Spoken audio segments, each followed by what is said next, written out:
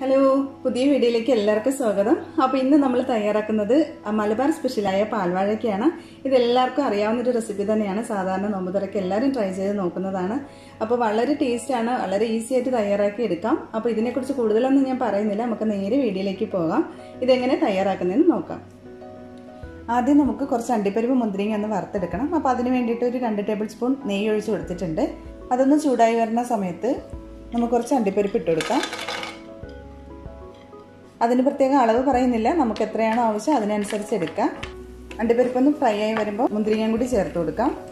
ഇതിപ്പോൾ ഫ്രൈ ആയി വന്നിട്ടുണ്ട്, നമുക്കിതൊരു പാത്രത്തിലേക്ക് മാറ്റാം.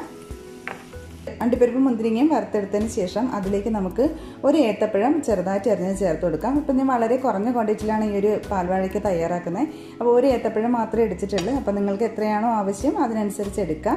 അതുപോലെ ചെറിയ ചെറിയ പീസാക്കിയാണ് കട്ട് ചെയ്യാനുള്ളത്. നെയ്യിലേക്ക് ഇട്ട് കൊടുക്കാം.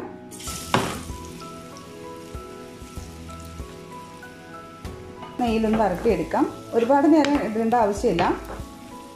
അപ്പോൾ ഇതുപോലെ ആയി വരുമ്പോഴത്തേക്ക് നമുക്ക് മാറ്റാം. ജസ്റ്റ് ഒന്ന് വാടി കിട്ടിയാൽ മാത്രം മതി.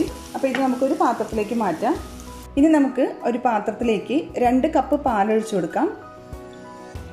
250 ml കപ്പിൽ 2 കപ്പാണ് ഞാൻ എടുക്കുന്നത്, അതായത് 1/2 ലിറ്റർ പാല്. ഇതിലേക്കൊരു 1/2 കപ്പ് വെള്ളവും കൂടി ചേർത്ത് കൊടുക്കാം. എന്നിട്ട് ഇത് നന്നായിട്ടൊന്ന് തിളപ്പിച്ചെടുക്കാം. ഞാനിപ്പോൾ ഇവിടെ ഫ്രഷ് മിൽക്കാണ് എടുത്തിരിക്കുന്നത്. അപ്പോൾ നമുക്ക് തേങ്ങാപ്പാലിലും ഇത് റെഡിയാക്കി എടുക്കാം. പാല് നന്നായിട്ട് തിളച്ച് വരുന്ന സമയത്ത് ഇതിലേക്ക് ഒരു 1/4 കപ്പ് ചവ്വരി ചേർത്ത് കൊടുക്കാം. അപ്പോൾ ഞാനൊരു അരമണിക്കൂർ മുമ്പ് നന്നായിട്ട് വെള്ളത്തിലിട്ട് കുതിർത്തതാണ്. 1/4 കപ്പ് എടുത്തിട്ടുണ്ട്. അപ്പോൾ അത് നമുക്കിതിലേക്ക് ചേർത്ത് കൊടുക്കാം. എന്നിട്ടൊന്ന് മിക്സ് ചെയ്ത് കൊടുക്കാം. അപ്പോൾ കുതിർത്തെടുത്തതുകൊണ്ട് തന്നെ പെട്ടെന്ന് ഇത് വെന്ത് കിട്ടും. ചവ്വരി വെന്ത് ഒന്ന് കുറുകി വരുന്ന സമയത്ത് ഇതിലേക്ക് നമ്മൾ നെയ്യിൽ വരട്ടിയ പഴം ചേർത്ത് കൊടുക്കാം.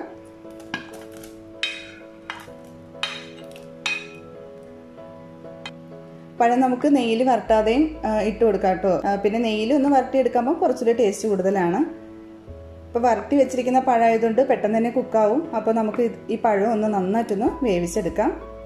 ഇനി ഇതിലേക്ക് നമുക്ക് പഞ്ചസാര ചേർത്ത് കൊടുക്കാം. മധുരത്തിന് ആവശ്യമുള്ള പഞ്ചസാര ചേർത്ത് കൊടുക്കാം. ഇപ്പോൾ ഞാനൊരു 1/4 കപ്പിന് അടുപ്പിച്ച് പഞ്ചസാര എടുത്തിട്ടുണ്ട്. അപ്പോൾ അതിട്ട് കൊടുക്കാം. പിന്നെ മധുരമൊക്കെ നോക്കിയിട്ട് നിങ്ങളുടെ ഇഷ്ടത്തിനനുസരിച്ച് ചേർത്ത് കൊടുക്കാം. അപ്പോൾ ഇത്രയും മധുരം വേണ്ടാന്നുണ്ടെങ്കിൽ അതിനനുസരിച്ച് ആഡ് ചെയ്ത് കൊടുത്താൽ മതി.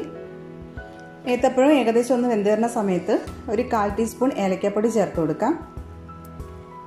മധുരം ഒന്ന് ബാലൻസ് ചെയ്യാൻ വേണ്ടിയിട്ട് ഒരു നുള്ളു ഉപ്പും കൂടി ചേർത്ത് കൊടുക്കാം. എന്നിട്ടൊന്ന് മിക്സ് ചെയ്ത് കൊടുക്കാം.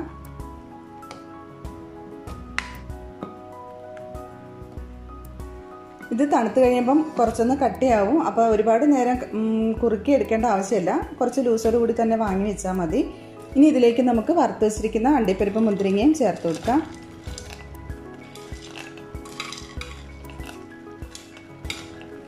എന്നിട്ടൊന്ന് മിക്സ് ചെയ്ത് കൊടുക്കാം.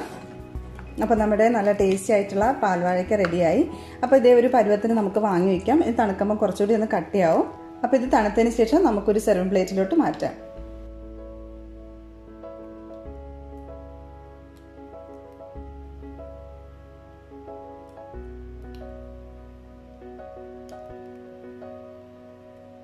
നല്ല ടേസ്റ്റി ആയിട്ടുള്ള പാൽവാഴയ്ക്ക റെഡിയായി.